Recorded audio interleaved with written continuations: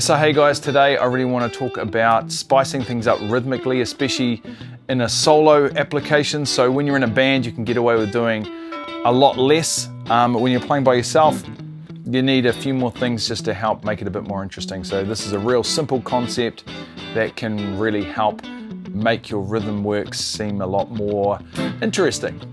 So let's check it out.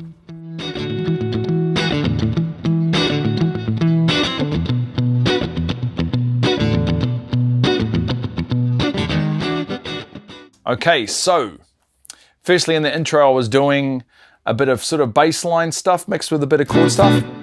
But the concept the thing I think about when I'm doing that style is I'm thinking of the fat 3 strings and the thin 3 strings as sort of two separate instruments. So my fat 3 and my thin 3, and you do have sort of two different distinctive sort of sounds. It's a pretty obvious concept, but it wasn't until I started doing a lot more solo work that it became really important to me to have a bit more texture going on rhythmically instead of just the whole night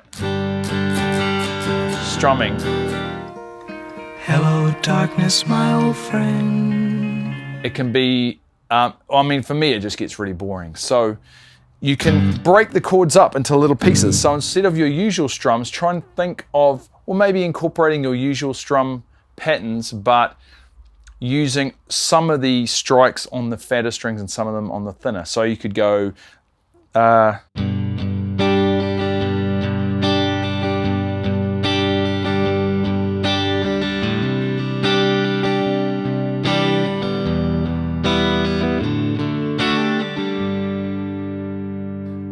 a real simple example, something like that can really help. Even with bar chord week, the same sort of thing.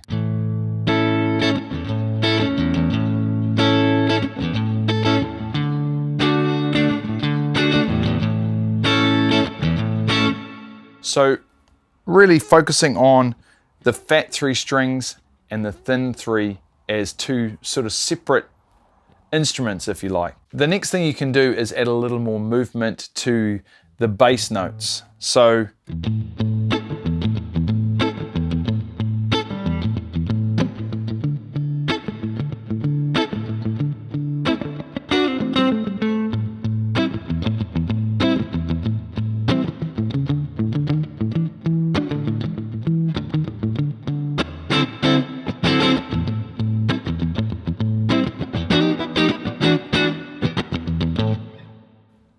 something like that can really help. So all I was doing there was just palm muting. I was really thinking of the bass groove.